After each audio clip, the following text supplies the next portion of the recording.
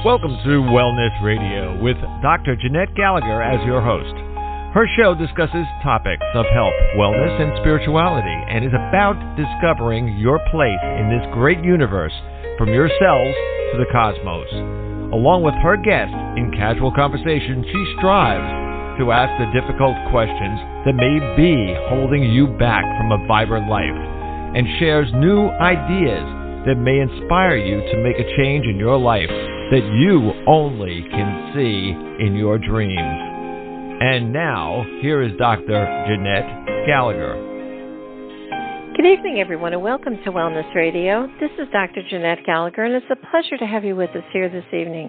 Tonight, we are going to be taking a breath off of all of our triumphs, all of our struggles, all of those places of the crisis, and all this chaos we seem to be feeling in life. And we're going to say we're just going to read some fiction works. Isn't that awesome? I think it's time we take a break. And today, my guest is going to be talking about his third book in the trilogy, and it is an absolutely wonderful book. What it is about being able to take a fiction series, 3 small books, on a nice long weekend. We have one coming up this month. Perhaps maybe try them out and say, oh gosh, I read one, I need to go to the next. Today we'll be talking about the last one, and I can definitely tell you, as we've had him on the show before with this first book, I'm wondering what I missed in the second book, as now I read the third, so I'll have to go back. It's really about being able to say, can we take our life stories, what's going on in our life, and be able to turn them into a story of fiction, and be able to say, is our life truly grander than the story in which we've experienced? Can we give it a little bit of romance? Can we give it a little bit of drama? Can we give it a little bit of optimism? Perhaps we need to be able to look at our life with a little bit more in reflection and say, it was something more than I thought it was. And then be able to say, can we fix the regrets, the harshness, and be able to have all the apologies and be able to heal going forward? Today, my guest is Mark Scott. His book that we'll be talking about today, again, is the third in the trilogy, and it's called Free Will, A Day in the Life. Mark, thank you so much for joining us today. It's a pleasure to have you with us. Thank you so much for having me. So glad to have you to talk about this book. And as I shared, I love the first book, and we talked about it a while back. And I missed the second, and now this is the third, and I wonder what I missed, right? You missed the middle 8 hours. Yes, probably so, right? Which were largely spent escaping from the river and getting shunted around a hospital. Ah, I see.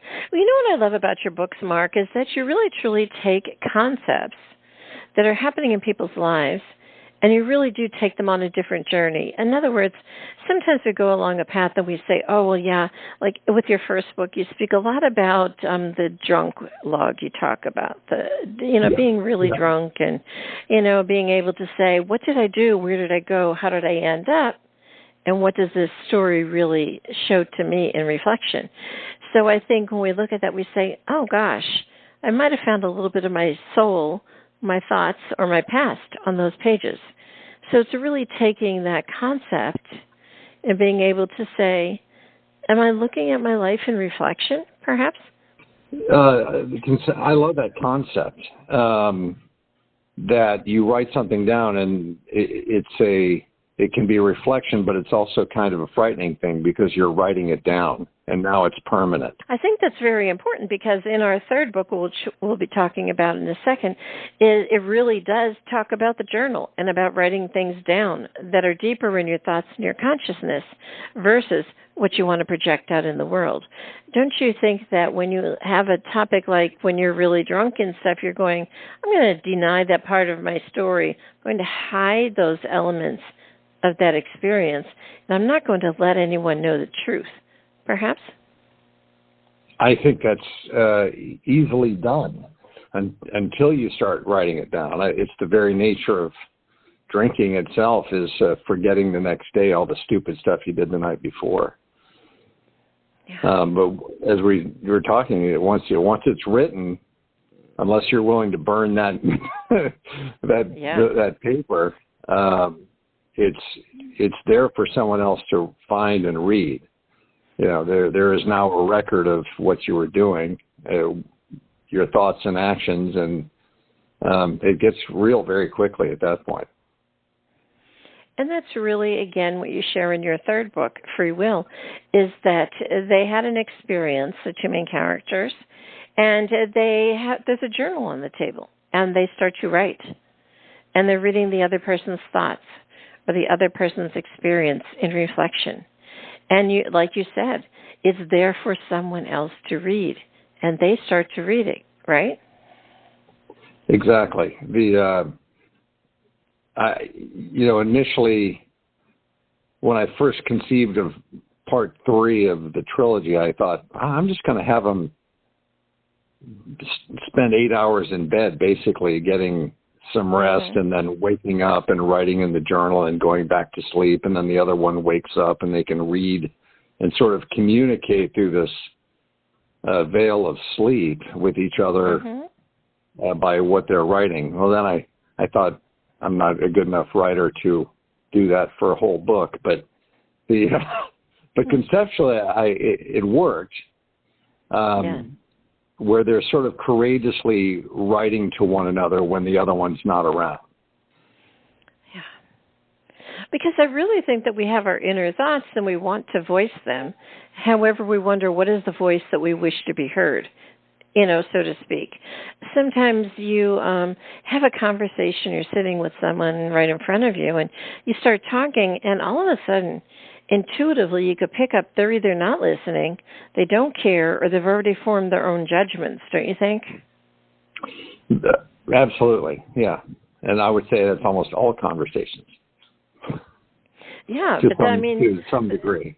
Right, but the topics of your books being about being drunk in the first one, and being able to you talk about attempted suicide in this other book, and we say, wow, those are things that people really don't want others to hear the darkness. I've shared this with you before on the other show, that my son had tried this and attempted suicide over 13 times, and had many years of alcohol and drug abuse. And when you look at that, he would never, ever write anything down. Are you kidding? Because someone was going to, quote, find it and then use it as bait against him. People talk about that. That's bait against them, You don't want to do that. Or they hold it up and they say, see, you didn't tell me. And here's the truth. You wrote it down. So I think people are very fearful these days, don't you think, of writing anything? Well, another great question. I think they are, and I think they aren't. If you look at social media, people are willing to put their dumbest thoughts online in 13 words or less, or whatever the rules are, and they seem very open about it. And I'm blown away at what people are willing to post. That shows ignorance. You don't see if Einstein was alive, I doubt he'd be posting on Instagram. Yeah. So for people to take that one step further, for people who are in the middle of something traumatically personal, and that's how the two main characters begin to bond with each other, through the mutual trauma. Which is very common, as you're well aware. Right. The trauma bond, I think, is what it's called. That's different than a 30-second post on Facebook. It's now they're telling each other their darkest secrets, what they're actually thinking, and courageous enough to tell each other what they think about each other. Right. I always liken it to the fact that if you could find a cohort, or I call it a co-pilot, someone who is the same realm of knowing, the similar type of experiences, or who is in that same sense of needing something, then you're able to find a common place where you provide that. In other words, when you find two people who are drinking, they're like usually, oh, my world is horrible. Let me tell you my story. And then the next person says, well, I got one up on that. Let me tell you my story. And then you've kind of found common ground, so to speak. And once you find common ground, then you kind of can excavate and kind of throw things out there and say, ooh, did you see this or do you know that? So, in essence, I think, just as you shared about social media, I've seen a lot of people post stuff that isn't even true. They're just doing it for likes and, whatever it is on there that they do. However, I go back and I'm saying, is this really true and truth for them? Do you think that's really maybe it'll be your fourth book, Mark? Who knows? And it'll be the other thing off the trilogy. Truth. What truth is really about? Because is there any truth to our story and our experience, or are we fabricating it just as well as fiction? Well, I want to believe that our stories are true, at least the way we envision them in our brains, the way we interpret our own truth and our own actions in the world and the effects that we have on the people around us.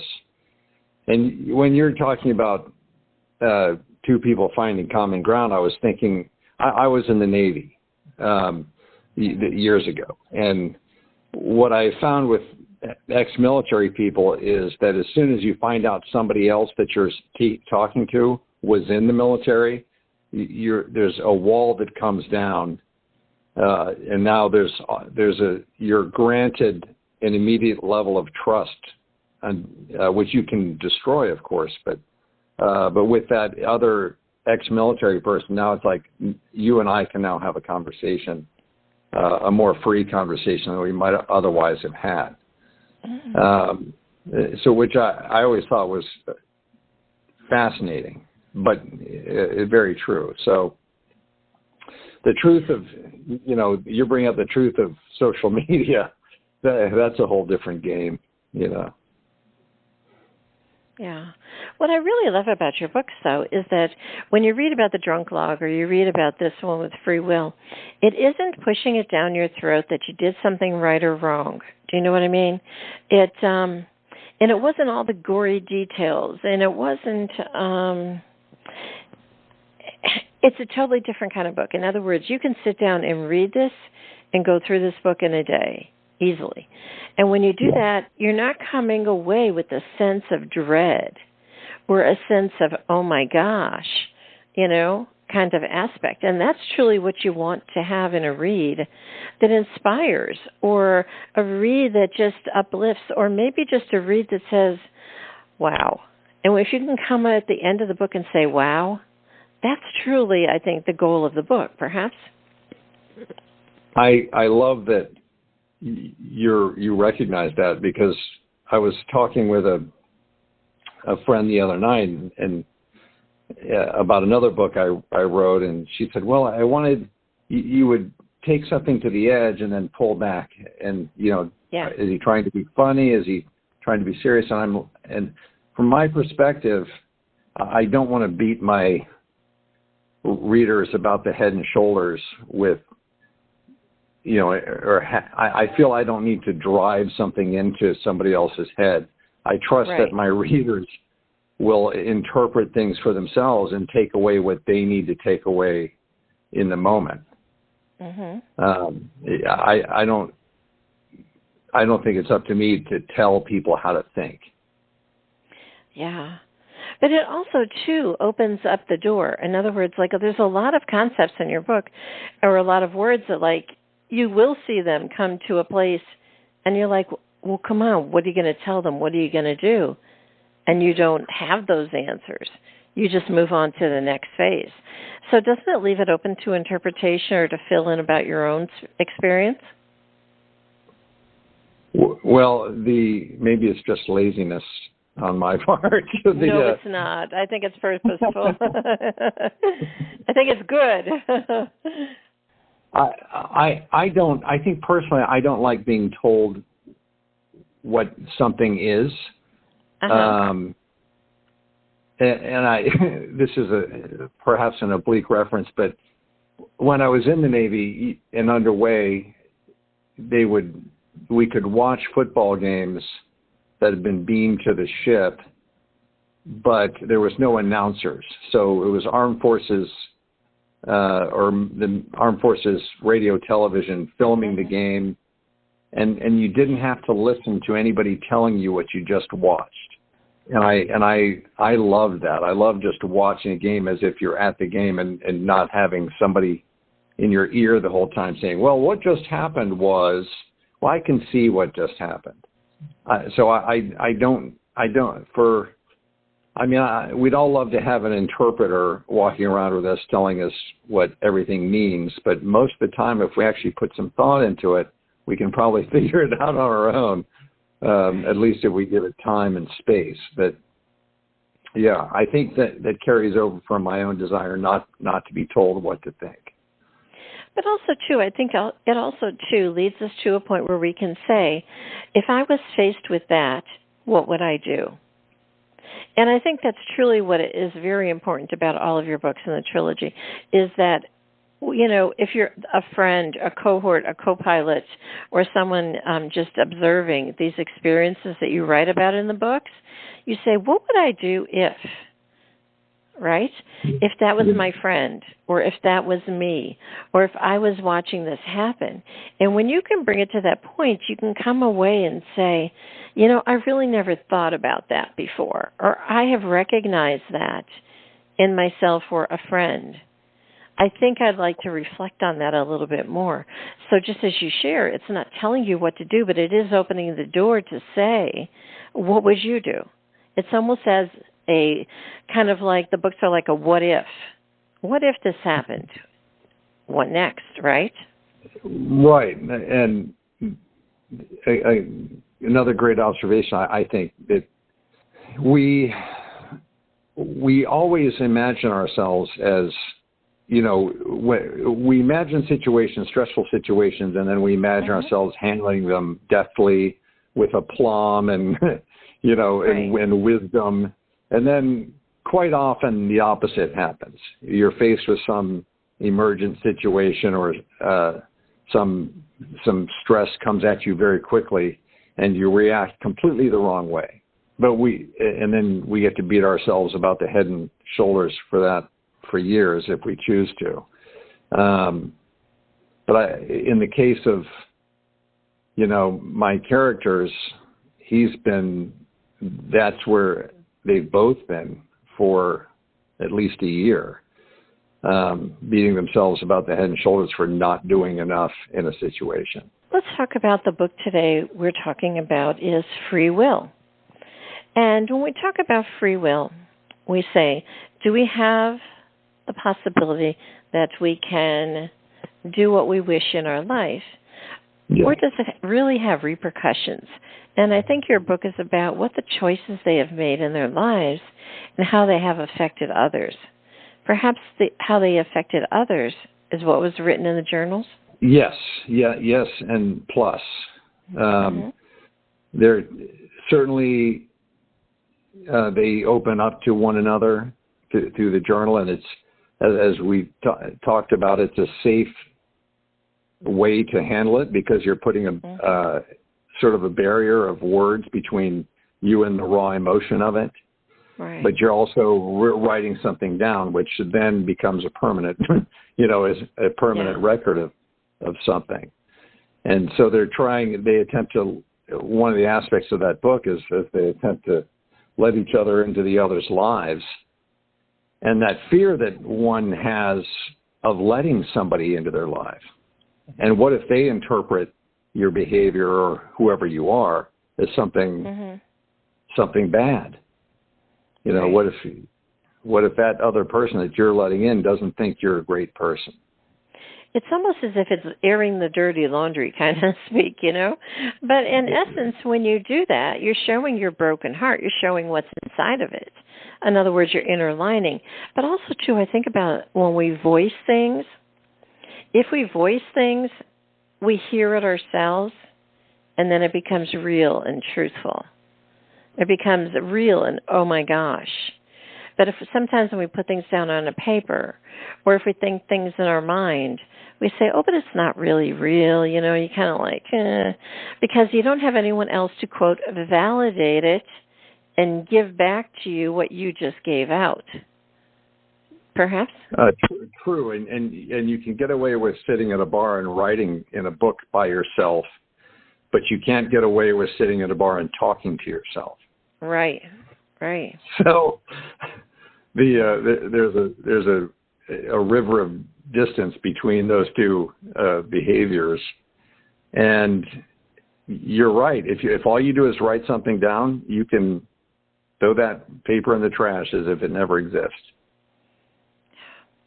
Do you think also, too, that everybody has something in their past that they really want to say, I have regrets about, and I really wish to maybe excavate it out of my thoughts and my consciousness to say I'm sorry, to do better, to change their outcome?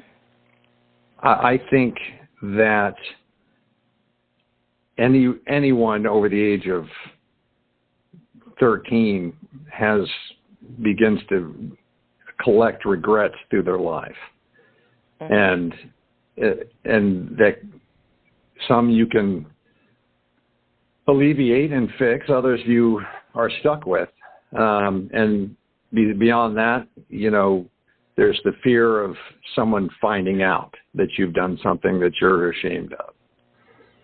And so not only are there regrets, the fear of discovery exists as well. You know, I wanted to touch on one thing in your book about free will. You wrote in the beginning of the book, it says, I appreciate things, and why does it look so normal? Because people will say many times when they may attempt suicide, or they may be going on a drunk binge, or they may be, they're just having something very devastating in their life. They come back the next day and they wake up and they say, do I have new eyes to see the world today? And many times people say, why does it look so normal when I am in such chaos and crisis? Still others will say, I see everything differently. So there's a lot of ranges in how people can wake up, take the next breath, or be able to experience the gift of life again, perhaps? Oh, of course. And it depends on largely on your own frame of mind in the moment, but also what's happening around you. Anyone who's suffered the death of a loved one wonders why the world didn't stop when that person died. You know, why are other people still going to work? This beloved person died today, yet the world continued. And so, and I find a lot of hope in that the world grinds on. I mean, you can look at it from a sort of negative existential perspective, woe is me attitude, or you can look at it from, hey, you know what? All I have to do is keep going. And if I keep going, you know, the things will happen that I need to happen. Because you write in your book, you say, Jack decided a good name would be Suicide Chapter. And I think that's so vitally important. When you are given the next breath, you say that's a chapter that is not what my identity is. It is not what my life is going to be named as. It's just a chapter in my existence. Isn't that really what you're looking at in all of your books and the trilogies, even the Drunk Log? You know, it was just a chapter, a moment in time, and I'm going to open it, experience it, and close it, perhaps? Yeah, so you can choose to be defined by, you can choose what you're defined by. And if you take this one thing and then for the next 15 years define yourself by that one thing, and it can be a trauma, it can be something awful, but if that's all you are, then your life's going to be very small. And quite honestly, you'll probably end up being sort of boring because you'll have denied all kinds of experiences that you could have otherwise had, because you're going to define your whole life by this one bad thing. And that doesn't negate the reality of that bad things happen. You know, people get hurt, they get killed, they get bad things happen to them. It just, you can't make that your whole thing. But I think also, too, we can also then form our emotions of compassion, of empathy, caring for others, and really starting to pay attention to what people's stories are in their lives. You know, sometimes people go through life and they say, we never had that in our family, or, that's just something that doesn't show up for us. We're good to go, you know. And like I said, give you the thumbs up and you want to go, okay, you know, we got it. And you just kind of mosey along and say, that's not my tribe. Those are not the people that I'm engaging with. Those are not the people that we can be able to have a conversation with, to be able to say, what is your world about? And can you share something? And maybe something in there will help inspire me to be able to move to my next phase of my life. I think we're really looking for that these days in the year 2025, is who can help inspire me to be able to say, you know what? Gosh, I never noticed those flowers outside, you know, the other day. Or, are you kidding? I mean, I have to worry about an earthquake, you know, how many states away, but all of a sudden, something's going on in my area. So it kind of really turns on your senses. I think these books are about turning on your senses of paying attention, waking up. Even when they had someone following them, turned on their senses. They paid attention. What was it about? Who were they here for? Where are they going? Where are they going to take me then? Are they going to suck me into their world, so to speak? Don't you think that's truly what we're looking for? I think that even if we're not looking for it, there's inspiration all around us, and then we can happen upon it, you know, on purpose or on accident. Somebody says something to you that you go, "Oh my God, that's amazing." You know, some experience they've had, something someone else has overcome, where you can then look back at yourself and go, you know, if Bob can do it, why can't I? I think also, too, is that the idea is that these fiction books are wonderful to read, just as I shared. Pick one for each of a long, you know, weekend, so to speak, and you'll knock out the trilogy, and you definitely will come out with saying, wow, or isn't that awesome, or oh my goodness, you know, and maybe you won't have another word, and that's exactly what we may want, is just go through the feelings, go through the experience. You know, don't always, just as you shared before, have to have an answer or a fix-it, right? Exactly. And when it comes to, you know, relating to the book, and I have some people the feedback I've received was that they actually got the book, waited till they were on a plane, headed on vacation before they started reading it. And because they wanted to have that experience in a certain way. Yeah, because you're going to have the experience of reading the book, separate from your own life experience, so to speak. Do you know what I mean? Yeah. In other words, absolutely. Right, because like if you're going here or there and you're kind of in and out, you're not really immersing yourself within the pages. And I think that's what we really do with fiction, is we immerse ourselves within the pages. And your trilogy books truly do that. Thank you very much for that. Yeah. My goal in writing is, when you start reading one of my books, that you don't have to put it down. Absolutely. Well, you know, I always read your book straight through. You know, I'm a speed reader, so to speak, but I read it right through, and I was like, oh, that's really cool. But when I came to the end, it wasn't something that bogged me down, and that was what I really needed in a fiction book. Good. So I really thought it was a wonderful series.